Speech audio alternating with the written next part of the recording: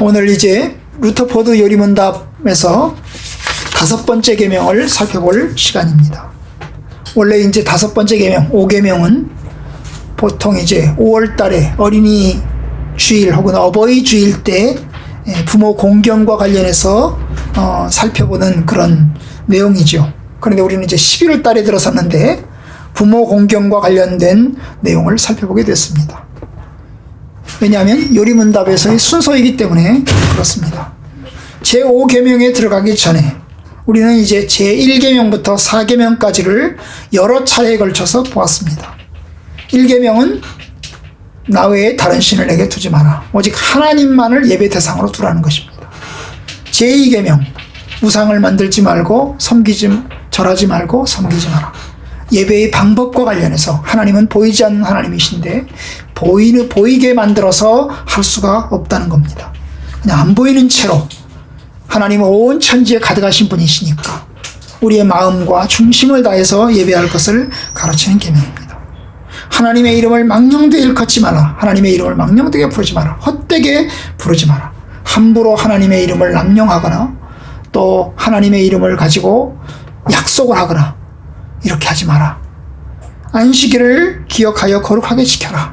주의 날을 이제 기억하라. 그리고 지키라는 거죠. 특별히 우리는 신약의 주일과 관련된 이야기로 주로 이제 지난 시간에 살펴보았습니다.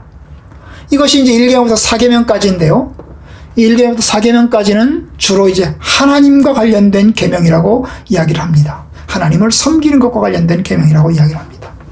그리고 이제 5계명부터 10번째까지 6가지는 사람에 대한 계명이라고 이야기를 합니다. 왜냐하면 주로 사람과의 관계에서 일어나는 일들이기 때문에 그렇습니다. 하지만 분명히 제가 여기서 분명하게 말씀드릴 것은 1계명부터 시작해서 10가지 모두 다 하나님과 관련된 것입니다. 5계명부터 시작해서 10번째 계명 역시 모두 하나님께 관련된 것입니다. 왜요? 하나님의 계명이기 때문에 그렇습니다. 여러분, 사람의 계명을 어긴 것은 단지 사람에게만 죄가 되는 것이 아니고 하나님 앞에 죄가 됩니다. 사람을 죽이면 그것은 사람에 대한 계명, 사람을 죽인 것에 대한 죄가 아니라 하나님을 향해서 지은 죄가 됩니다. 왜요? 하나님의 말씀이 사람을 죽이지 말라 하였기 때문에 그것은 사람에 대한 죄이기도 하지만 하나님께 대한 죄이기 때문입니다. 우리는 그것을 잊어서는 안 됩니다. 5계명부터 10계명도 역시 하나님께 대한 계명이라는 것입니다. 다만 대상이 사람에게 대한 것이지 계명 자체는 하나님의 계명입니다. 그래서 이제 오늘부터 이제 5계명부터 10번째를 보고자 하는데요. 요리문답을 보면 이 5계명에 들어가기 전에 제5계명 5번째 계명에 들어가기 전에 서론격으로 몇 가지를 살펴보고 있습니다. 그것이 498번부터 시작해서 500번까지 이제 3개의 문항이 서론적인 이야기가 되겠습니다. 그래서 오늘 이제 살펴보겠습니다. 자, 498문 제가 문을 읽으시면 여러분이 같이 읽으십니다. 저도 같이 읽겠습니다. 둘째 부분의 계명이 왜 첫째 부분의 계명과 같은가? 사람들이 하나님에 대한 참 개성을 가진 곳에 이웃에 대한 책임도 가지기 때문이다. 이것 없이 저것도 있을 수 없다. 네, 여기 둘째 부분의 계명은 5번째부터 10번째까지를 이야기합니다. 그 6개의 계명을 둘째 부분의 계명이라고 하는 거예요. 그러면 첫째 부분의 계명은 뭘까요? 1계명부터 4계명까지 하나님께 대한 것을 첫째 부분의 계명입니다. 그러면 둘째 부분의 계명과 첫째 부분의 계명이 왜 똑같으냐? 그건 아까 제가 얘기했어요. 왜요? 모두 다 하나님에 대한 하나님의 계명입니다. 그죠? 하나님이 우리에게 명령하신 계명이기 때문에 두 개 다 중요하고 가치가 있는 것입니다. 사람들이 하나님에 대한 참 사랑을 가진 곳에는 이웃에 대한 책임도 가진다. 이것 없이 첫 번째 것 없이 두 번째 거 있을 수 없고 두 번째 것 없이 첫 번째 것만 있을 수 없다. 둘 다 중요하다 그 말입니다. 그런 뜻입니다. 여기서 말하고자 하는 것은 왜 같으냐? 둘째 부분 5계명부터 10번째 1계명부터 4계명까지가 이렇게 똑같은 비중을 가지고 있는데 어떻게 이게 똑같은 비중을 가지느냐? 라고 말할 때 바로 그것입니다. 하나님의 명령이기 때문에 그렇습니다. 하나님에 대한 참 사랑을 가진 곳에는 이웃에 대한 책임도 가진다. 오늘 읽었던 말씀 마태복음 22장 37절부터 40절 말씀을 보았습니다. 여러분 이 22장 37절부터 40절을 잠깐 우리가 보겠는데요. 보시면 예수님께서 계명에 대한 이야기를 합니다. 그런데 바로 그 앞부분에 35절 36절에 보면 율법사가 예수님에게 질문을 합니다. 무슨 질문을 합니까? 36절 선생님 율법 중에서 어느 계명이 큽니까? 어느 계명이 가장 큰 계명입니까? 여러분 율법 중에서라는 말은 율법에는 좁게는 10개의 계명이 있습니다. 넓게는 613가지의 계명이 있습니다. 넓게는 613가지의 계명, 좁게는 10계명 중에서 10계명 중에서 어느 계명이 가장 큰 계명이냐라는 질문입니다. 여러분 당연히 저와 여러분들은 대답할 것입니다. 첫 번째 계명이 중요하지 라고 이야기하겠죠. 그런데 예수님은 뭐라고 얘기를 했냐 하면 37절 네 마음을 다하고 목숨을 다하고 뜻을 다하여 주 너희 하나님을 사랑하라 하셨으니 이게 첫 번째 계명. 하나님을 사랑하라, 주 너희 하나님을 사랑하라 하셨으니 이것이 크고 첫째 되는 계명이고 그럼 이걸로 딱 끝내야 되는데 이걸로 딱 끝내야 되잖아요. 그러면 하나님 사랑하라 이것이 가장 중요하고 계명이다. 이것이 첫 번째 계명이다. 그리고 이것이 큰 계명이다 라고 얘기하고 딱 끝냈으면 좋았을 텐데 예수님은 덧붙이십니다. 뭐라고요? 둘째도 그와 같으니, 그와 같다는 말은 앞에 것과 같다는 얘기입니다. 그와 같으니 내 이웃을 네 자신같이 사랑하라 하셨으니 40절 이 두 계명이 온 율법과 선지자의 강령이니라. 이 말은 다 중요하다는 이야기입니다. 그죠? 다 중요하다는 거예요. 하나님을 사랑하는 것과 사람을 사랑하는 것, 이웃을 사랑하는 것, 그것이 다 중요하다. 다 중요하다는 것입니다. 그러니까 여러분 똑같이 비중이 있는 것입니다. 여기 크다, 첫째 된다는 말은 이것이 가장 중요하다 이런 뜻에서 하신 이야기가 아닙니다. 그런 뜻에서 이 첫째 되는 순서상이죠. 순서상. 그죠? 순서상. 왜냐하면 첫째, 그 다음에 39절에 둘째 그랬으니까 순서상 그렇다니. 순서상. 순서상. 비중상이 아니고 순서상 그렇다는 거예요. 그러니까 두 개 다 중요한 계명입니다. 하나님을 사랑하는 것, 이웃을 사랑하는 것, 둘 다 큰 계명이라는 것입니다. 기억하셔야 됩니다. 기억하셔야 돼요. 자, 499번. 여기서 지켜야 될 계명은 무엇인가? 사람들 앞에서 하나님을 사랑하고 순종해야 한다. 또 사람들 가운데 한 사람에게 하는 것보다 교회에 대한 책임을 더 가져야 하며 불신자보다 신자에 대한 책임이 더 크다. 여러분 여기서 보면 이제 그 두 번째 부분 5계명부터 시작해서 10번째까지 그 6개에 대한 이야기입니다. 이게 지금 6개에 대한 이야기인데요. 6개에 대한 계명 중에서 6개에 대한 계명을 놓고 이야기하는 거예요. 지켜야 되는 계명이 뭐냐? 여기 보면 첫 번째 하나님을 사랑해야 된다. 하나님을 사랑하고 순종해야 된다. 당연하죠. 그죠? 여러분 이 5번째부터 시작해서 10번째까지를 다 지키면 하나님을 사랑하는 것입니다. 하나님 말씀에 순종하는 것입니다. 그죠? 네. 그 계명을 지키면 사람에 대한 책임을 감당하기 전에 하나님에 대한 책임을 감당하는 것이 되는 거예요. 그뿐이 아니라 그 다음 뭐라고 그랬어요? 사람들 가운데서는 한 사람에게 하는 것보다는 교회에 대한 책임이 더 크고 불신자보다는 신자에 대한 책임이 더 크다라고 이야기하십니다. 여러분 5계명부터 10번째 계명은 살인하지 마라, 간음하지 마라 이랬지만 여러분 그것이 누구에 대한 책임이에요? 신자에 대한 책임이 더 크다는 거예요. 그리고 또한 누구에 대한 거예요? 교회에 대한 책임이 더 크다는 거예요. 공동체에 대한 책임이 더 크다는 것입니다. 한 사람 개인에 대한 것보다도 전체 공동체에 대한 책임이 더 크고, 특별히 주님의 교회에 대한 책임이 더 크고, 신자에 대한 책임이 더 크다라고 이야기합니다. 여러분, 이만큼 이것이 이제 우리가 이것을 개인적으로, 한 사람 개인적으로만 생각할 것이 아니고 교회적으로 생각을 해야 된다는 것입니다. 자, 500번. 누가 우리의 이웃인가? 모든 사람들인데 낯선 사람과 적들도 포함한다. 여러분, 이웃에 대한 이야기를 합니다.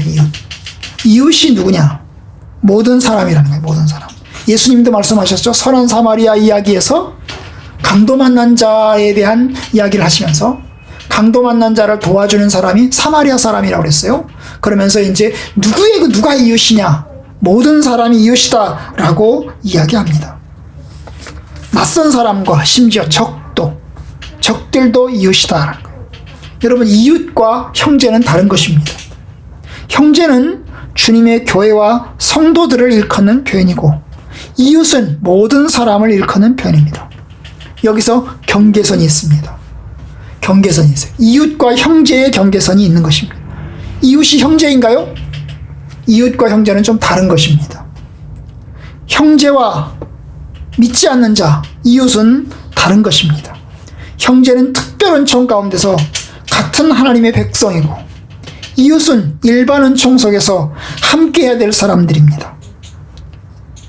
바로 그런 점에서 이웃과 형제는 조금 다른 것입니다. 여러분, 고린도 전서를 보시면, 고린도 전서를 보겠습니다. 한번 찾아봅시다. 고린도 전서 5장, 고린도 전서를 찾겠습니다.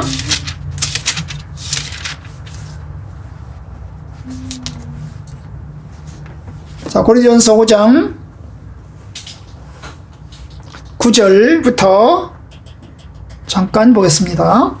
5장 9절부터, 고린도서 5장 9절부터, 내가 너희에게 쓴 편지에 음행하는 자들을 사귀지 말라 하였거니와. 여러분, 음행하는 사람을 사귀지 마라. 여기 음행이 뭐예요?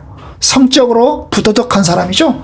성적으로 부도덕한 사람하고는 가까이 지내지 말아라 라고 이제 사도 바울이 이야기를 했다는 거예요. 이 얘기를 했다는 거예요. 음행하는 사람, 성적으로 부도덕한 사람하고는 사귀지 말라고 했다. 그런데 10절, 이 말은 이 세상에 음행하는 자들이나 탐하는 자들이나 속여 빼앗는 자들이나 우상 숭배하는 자들을 도무지 사귀지 말라 하는 것이 아니니, 만약 그리하려면 너희가 세상 밖으로 나가야 할 것이다. 여기서 이제 이야기합니다. 풀어서 설명을 합니다. 이 세상에는 부도덕한 사람들이 아주 많고, 사기치는 사람, 도둑질하는 사람, 속여 빼앗는 사람들이 엄청나게 많은데, 이런 사람들 안 만나고 안 사귀려면 어디로 가야 된다는 거예요? 세상 밖으로 가야 된다는 거예요. 그만큼 이 세상에는 악한 사람들이 많다는 거예요. 속인 사람들도 많고, 부도덕한 사람도 많고, 탐하는 사람도 많고, 우상 숭배하는 사람도 많다는 거예요. 그죠? 그러니까 우리는 세상 밖으로 나가서 이런 사람들을 만날 수밖에 없습니다. 그죠? 속이는 사람들, 부도덕한 사람들을 만날 수밖에 없습니다. 안 만나려면 산속에 들어가서 살아야 됩니다. 세상 밖으로 들어가서 살아야 됩니다. 바로 그 얘기예요. 11절, 이제 내가 너희에게 쓴 것은 만일 어떤 형제라 일컫는 자입니다. 여기서 말하는 형제는 예수 믿는 사람입니다. 신자입니다. 신자.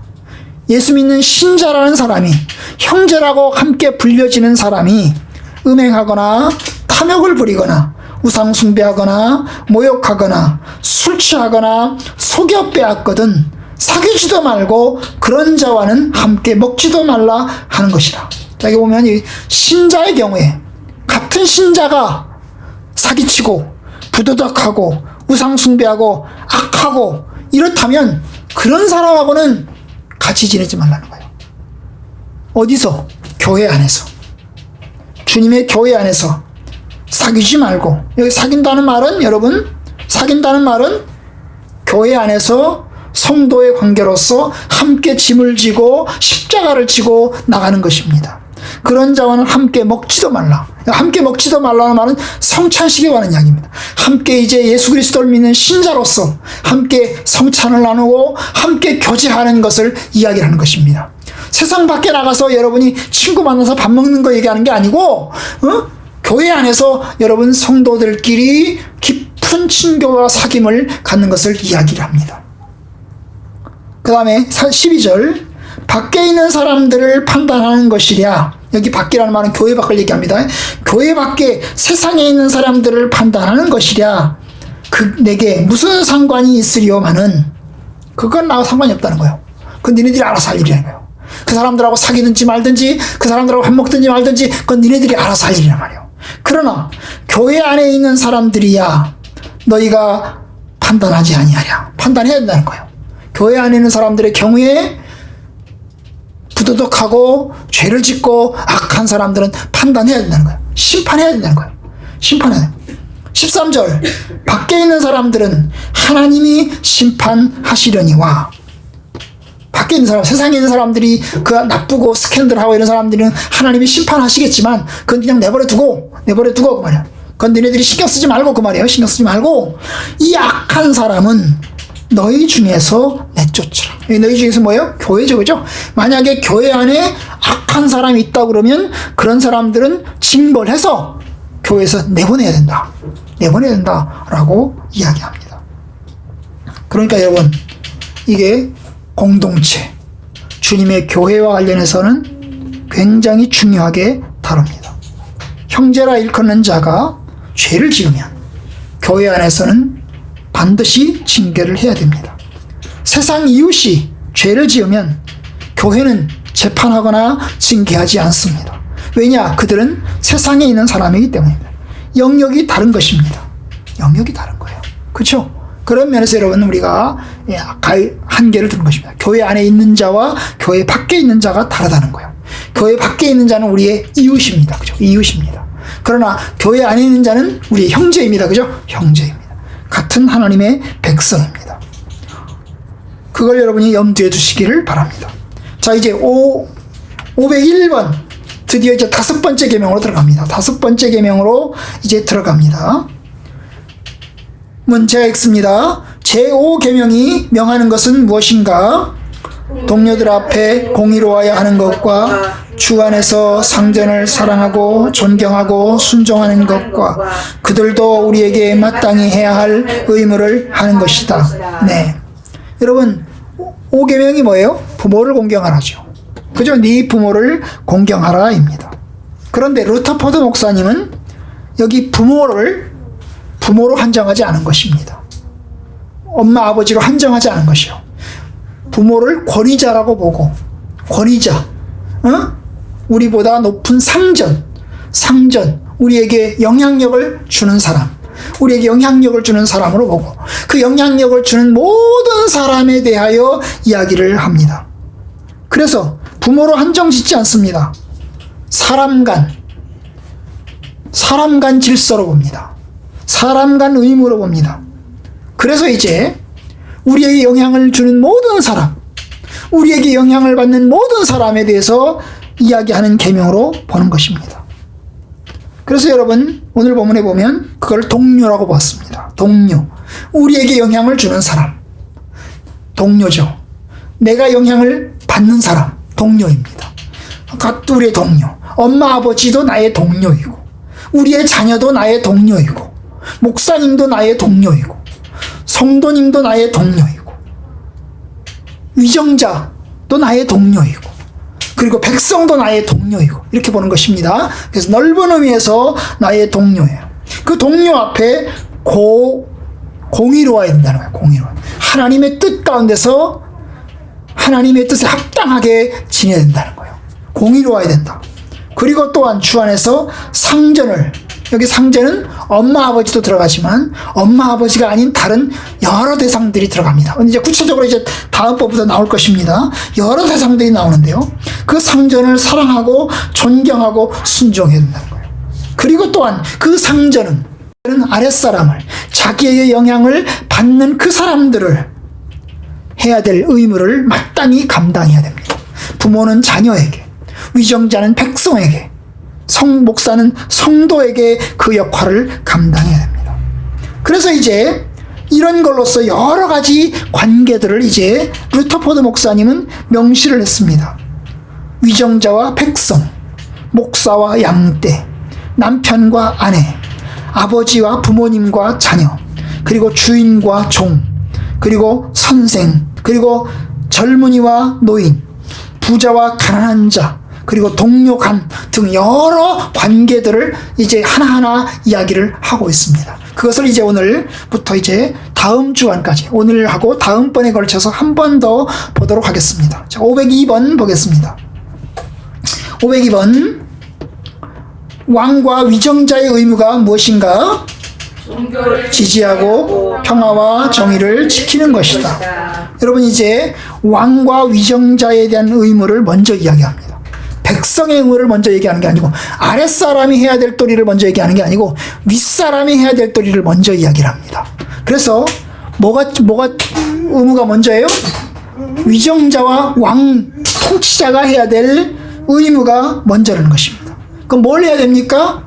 세 가지. 왕과 위정자가 해야 될 의무가 세 가지를 이야기를 하는데요. 첫 번째가 뭐냐면 종교를 지지해야 된다는 거예요. 종교를 지지해야 된다는 거예요. 여러분, 위정자와 왕은 종교를 박해해서는 안 됩니다. 종교를 핍박해서는 안 됩니다. 종교를 지켜야 됩니다. 그들은 일반 은총의 국가 지도자들입니다. 여러분, 여기 왕과 위정자는 교회 지도자를 얘기하는 게 아닙니다. 교회의 왕을 얘기하는 게 아니고 교회의 위정자를 얘기하는, 세상의 위정자, 세상의 통치자를 얘기합니다. 세상의 통치자, 그들은 종교를 지켜야 됩니다. 여러분, 국가는 그리스도의 몸이 아닙니다. 국가는 그리스도의 피로 산 교회가 아닙니다. 하나님께서 국가를 구원하십니까? 국가를 구원하지 않습니다. 여러분, 교회는 하나님의 특별 은총으로 예수님의 십자가의 피로 세워진 것이 교회입니다. 성도들을 불러서 그 성도들을 주님의 교회로 모으셨고, 그래서 주님께서는 교회의 머리라고 그랬습니다. 그죠? 그리고 교회는 그리스도의 몸이라고 그랬습니다. 그리스도의 몸이라고 이야기를 했습니다. 그리스도의 십자가의 죽음으로 생겨난 성도들의 공동체가 바로 교회입니다. 그런데 국가는, 위정자는 그리스도의 피로 산 사람들이 아닙니다. 그들은 일반 은총 속에 들어있는 사람들입니다. 노아의 언약 가운데서 생겨난 일반 은총의 기구가 바로 국가입니다. 그런데 여러분, 그들이 해야 될 일이 뭐예요? 그들이 해야 될 일은 종교를 지지하는 것입니다. 여기서 종교라고 말할 때 기독교만을 이야기하는 것은 아닙니다. 이 기독교만을, 그러면 모든 종교를 다 철폐하고 기독교만을 믿게 해야 된다라고 하는 것은 아닙니다. 다른 종교도 포함합니다. 다른 종교도 포함합니다. 하지만 여기서 건전한 종교만 지지해야 됩니다. 여러분, 건전한 종교는 어떤 종교입니까? 응? 건전한 종교와 불건전한 종교가 어떤 종교입니까? 여러분, 건전한 종교와 불건전한 종교가 있어요. 여러분, 종교에는요, 두 종류가 있습니다. 고등 종교가 있고 하등 종교가 있습니다. 고등 종교는 어떤 종교입니까? 보통 기독교, 불교, 그 다음에 유교, 이슬람교, 이런 것들을 고등 종교라고 합니다. 고등 종교와 그 다음에 저등 종교, 나머지는 다 하등 종교인데요. 하등 종교입니다. 이 하등 종교와 고등 종교의 차이가 뭘까요? 차이는 윤리입니다. 윤리. 높은 윤리적 기준을 가지고 있습니다. 여러분, 고등 종교는 전부 다 윤리가 있습니다. 도덕이 있습니다. 윤리와 도덕이 아주 높습니다. 살인하지 마라, 간음하지 마라, 뭐 이런 거예요. 이런 거예요. 도덕이 높습니다. 도둑질하지 마라, 거짓말하지 마라, 뭐 이런 거예요. 그런데 여러분, 하등 종교는 그런 게 있나요? 윤리와 도덕이 있나요? 그런 거 없습니다, 여러분. 윤리와 도덕 없습니다. 무슨 짓을 해서라도 수단과 방법을 가리지 않고 내가 복받고, 내가 축복받고, 내가 성공하면 장땡입니다. 이게 하등 종교입니다. 여러분, 샤머니즘에게 윤리가 있습니까? 우리나라는 전통적으로 샤머니즘이 많은 나라입니다. 이 샤머니즘에게, 무당에게 윤리가 있습니까? 그런 거 없습니다. 부적은 있죠. 그렇죠? 윤리는 없습니다. 윤리는 없어요. 어떻게 하든지 내가 축복을 받으면 됩니다.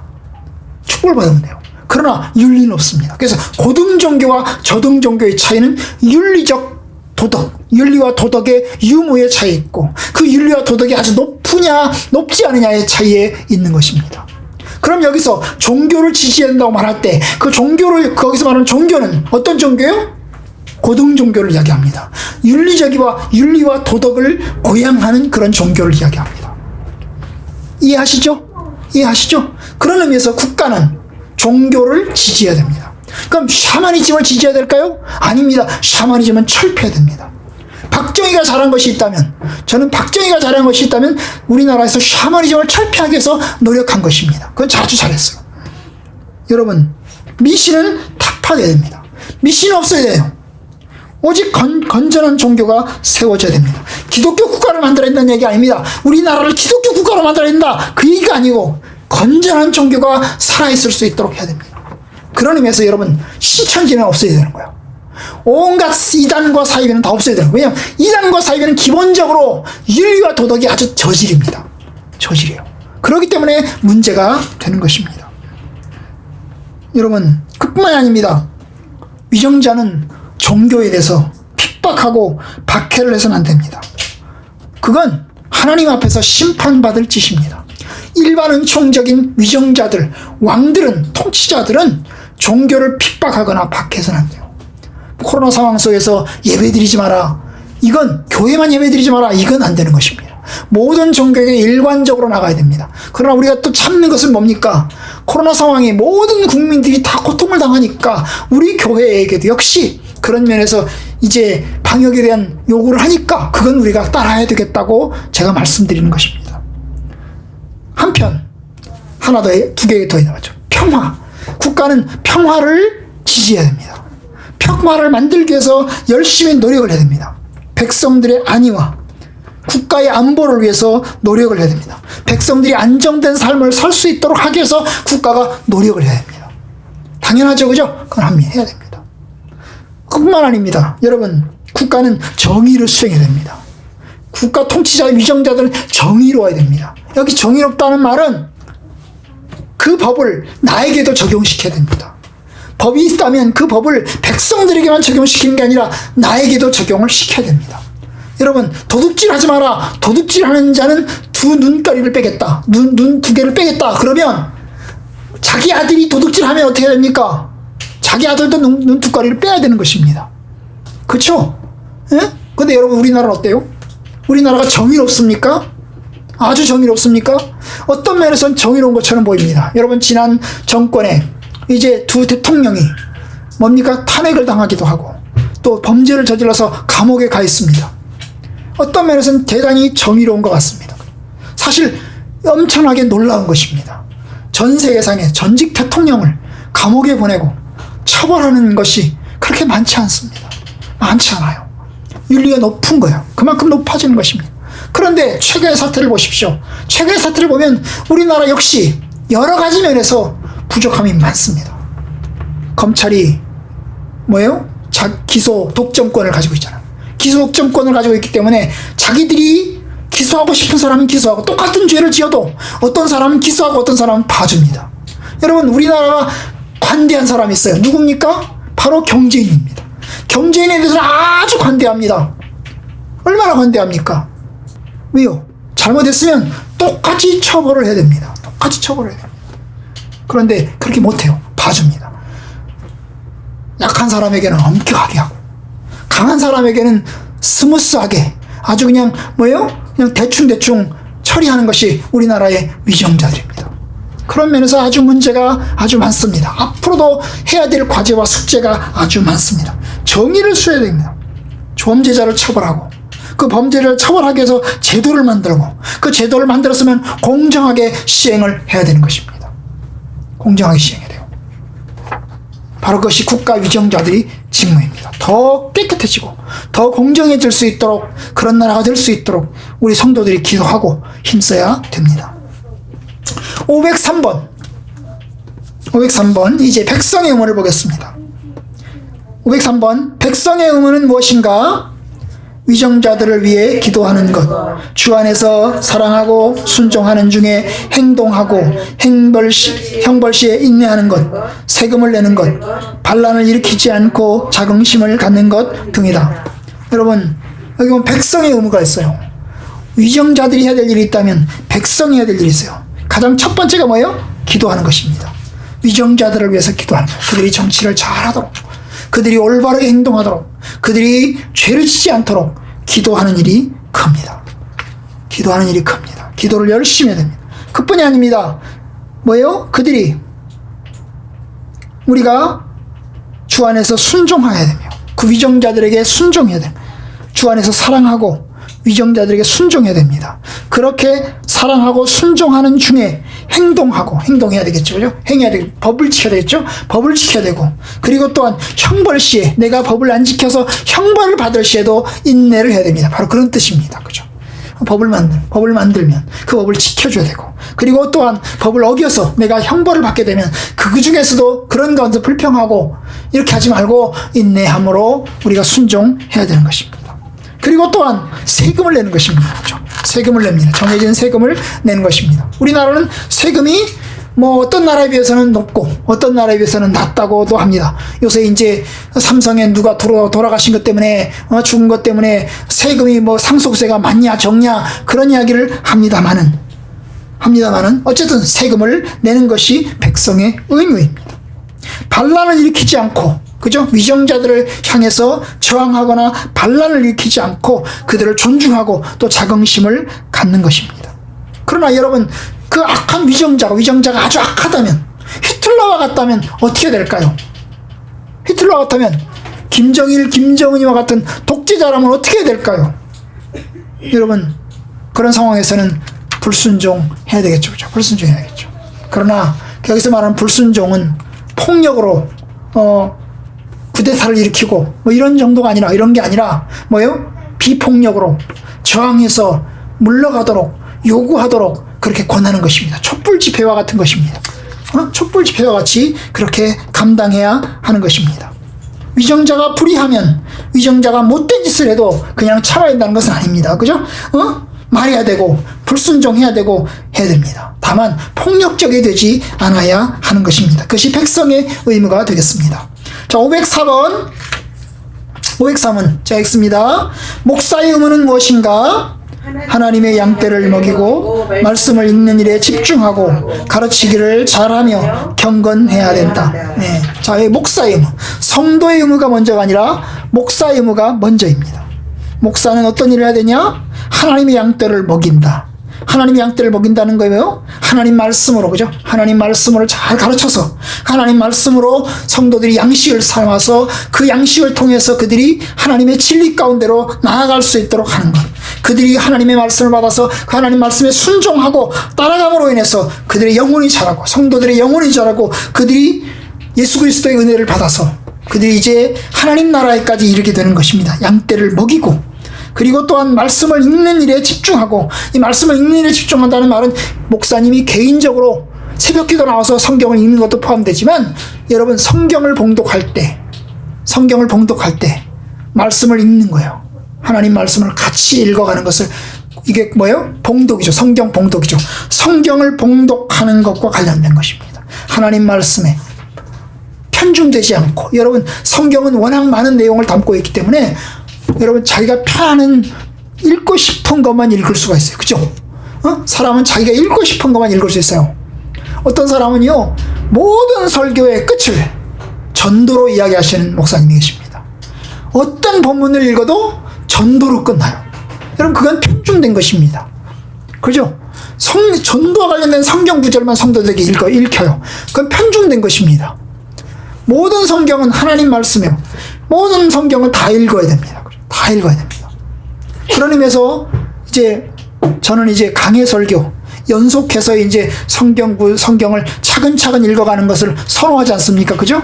그렇게 하는 이유는 뭡니까? 편중되지 않기 위해서, 편식하지 않기 위해서, 성도들이 편식하지 않기 위해서 골고루 이것저것 다 읽어야 되고 이것저것 다 먹어야 된다는 의미에서 함께 읽어가는 것을 선호하는 것입니다. 요리문답을 하는 이유가 뭐예요? 성경의 모든 내용을 다 하나하나 함께 다 읽어갔으면 좋겠다라는 뜻에서 요리문답도 살펴보는 것입니다. 가르치기를 잘하며 목회자의 첫 의무가 성실하게 올바른 내용으로 가르치기를 잘하는. 잘한다는 말은 기술적으로 말주변이 좋아가지고 뭐 이렇게 구절절이 절절절절 이런 뜻이 아닙니다. 가르치기를 잘한다는 말은 뭐예요? 공정하게 하나님 말씀을 모두 다 올바르게 가르치는 것을 뜻하는 것입니다. 성실하게 올바른 교훈으로 권면하는 것을 이야기를 합니다. 경건해야 된다. 당연하죠. 하나님을 사랑하고 하나님의 뜻에 합당하게 살아야 됩니다. 목회자는 이 경건함이 가장 중요한 것 가운데 하나입니다. 505번 읽겠습니다. 양떼의 의무는 무엇인가? 목사에게 복종하고 사랑하고 존경하는 것, 그를 위해 기도하는 것, 그와 좋은 모든 것을 함께 하는 것이다. 여러분, 양떼, 성도들의 의무가 무엇입니까? 성도들의 의무는 목사에게 복종하고 사랑하고 존경하는 것입니다. 당연하겠죠, 그죠? 당연합니다. 그게 없으면 성경 하나님 말씀을 들을 수가 없습니다. 설교가 들리지 않아요. 설교 시간에 딱 앉았는데 목사님을 미워하는 마음이 있고, 그런 설교가 들리겠어요? 안 들리지. 야, 니나 잘해라 이놈아. 이렇게 할 겁니다. 그죠? 설교를 들으면서 사람들이 그래요. 야, 너나 잘하지. 그러면서 그럽니다. 그러니까 여러분이 존경하는 마음이 있으니까 그래도 여러분 제 설교를 듣고 있는 거 아닙니까? 제가 그렇게 설교를 꼭 잘하지 못하지만 그를 위해 기도하는 것, 목회자를 위해서 기도하는 것 당연합니다. 그리고 그와 좋은 모든 것을 함께하는 것이다. 여기서 그와 좋은 모든 것이 뭐예요? 나의 이익에서, 나의 물질에서 필요한 것들을 제공하는 것입니다. 그것이 모든 좋은 것을 함께 하는 것입니다. 가르침을 받는 자는 가르치는 자와 모든 좋은 것을 함께 하라. 갈라디아서 6장에서 이야기를 했어요. 그 말씀처럼 여러분 성도들은 목회자들을 위해서 섬기고 또 대접하고 그리고 또한 필요한 것을 제공해야 됩니다. 그것이 성도들의 중요한 의무 가운데 하나입니다. 자, 506번입니다. 506번. 남편의 의무는 무엇인가? 그리스도께서 교회를 사랑하심 같이 아내를 사랑하는 것이다. 여러분, 여기서도 이제 남편을 먼저 이야기합니다. 남편과 아내에서 아내를 먼저 얘기하지 않고 남편을 먼저 얘기합니다. 그래서 남편의 의무가 뭐냐? 아내를 사랑하는 거다. 당연하죠, 그죠? 당연합니다. 왜냐? 예수님께서 교회를 사랑해서 자기 몸을 희생하고 헌신했잖아요. 그런 것처럼 남편도 아내를 위해서 희생하고 헌신하는 것이 당연하다는 거예요. 다른 여자 쳐다보지 않고 오직 자기 아내만 쳐다보고 그리고 자기 아내를 지키기 위해서 최선을 다하는 그것이 이제 남편의 의무다 그 말입니다. 자, 아내의 의무는 무엇인가? 남편에게 순종하는 것이다. 네, 그렇습니다. 맞아요. 교회가 그리스도에게 순종하고 복종하듯이 역시 아내도 역시 남편에게 순종하고 복종해야 됩니다. 이 말은 오해하지 마세요. 그러면 남편들이 독재자가 되라는 뜻이 아닙니다. 그죠? 독재자가 되라는 뜻이 아니에요. 그런 뜻이 아닙니다. 복종하라 그래서 내가 굴종하라 그런 뜻은 아닙니다. 가정에 질서가 있고 리더십이 있는 것이니까 그 리더십에 있어서는 남편의 권위를 인정하고 또 순종하고 그렇게 하는 것이 바람직합니다. 그것이 사랑입니다. 자, 508번. 아버지의 의무는 무엇인가? 부모의 의무는 무엇인가? 하나님을 경외하는 가운데 자녀를 양육하는 것, 자녀에게 경건의 본을 보이는 것, 자녀들이 구원을 얻도록 하는 것이다. 네, 제가 조금 번역을 바꿨습니다. 이 원래 원문에는 아버지의 의무라고 그랬어요. 아버지의 의무라고.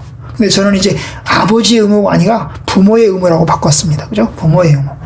바꿨는데요. 부모의 의무가 뭐냐? 하나님을 경외하는 가운데서. 부모가 하나님을 경외하는 가운데서 자녀들을 양육하는 거예요. 잘 양육하는 것입니다. 그들이 하나님을 경외하도록. 그래서 그들에게 경건의 본을 보이는 것, 자녀들에게 경건의 모범을 보이는 것이 부모입니다. 그리고 또한 그 자녀들이 구원을 얻도록 하는 것입니다. 당연하죠, 그죠? 네, 당연한 것입니다. 자녀들에게 본을 보이고 그 자녀들이 구원함을 얻도록 하기 위해서 기도하고 사랑하고 돌보는 것입니다.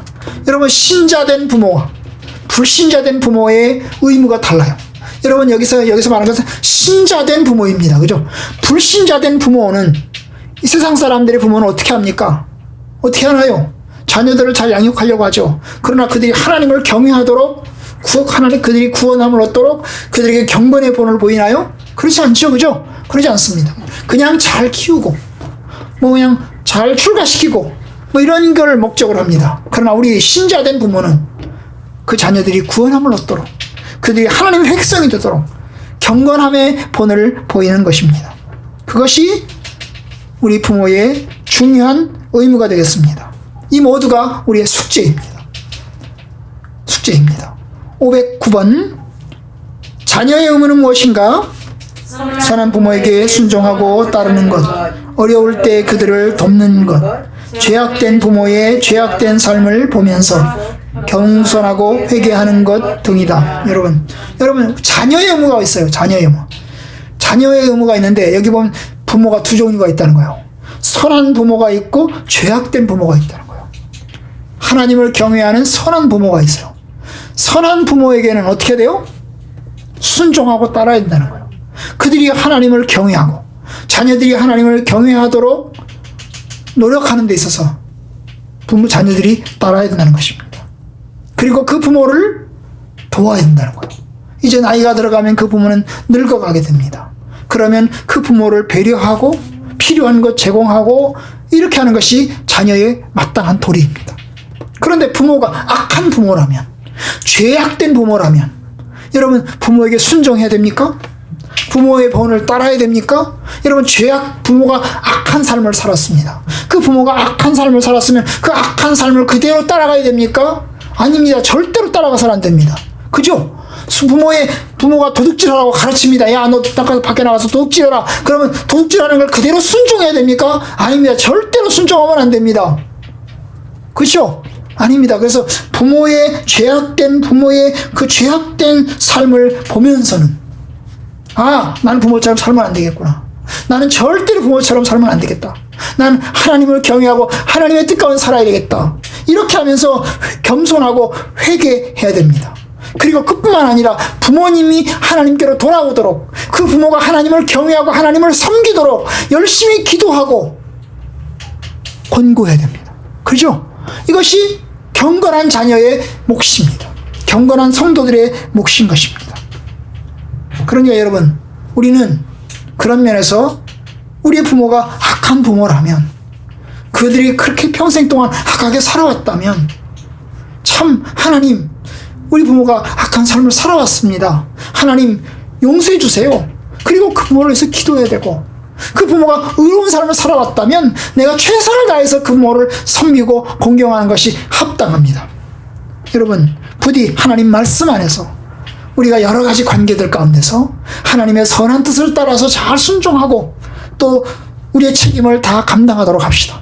우리는 여기에 해당되지 않는 사람이 한 사람도 없습니다. 다 해당이 됩니다. 목사이든지 성도이든지 부모든지 자녀이든지 위정자이든지 백성이든지 남편이든지 아내이든지 우리는 다 여기 해당이 됩니다. 그러니까 우리는 여기에서 하나님께서 우리에게 주신 교훈에 따라서 성실하고 신실하게 잘 감당해야 되겠습니다. 여러분들이 그렇게 하는 것이 우리 자신을 위해서 유익하고 우리의 유익하고 하나님의 선한 뜻에 합당하고 하나님 말씀에 순종하는 것입니다. 저와 여러분들이 경건하고 진실되게 주의 뜻 가운데 서기를 주님의 이름으로 축원합니다.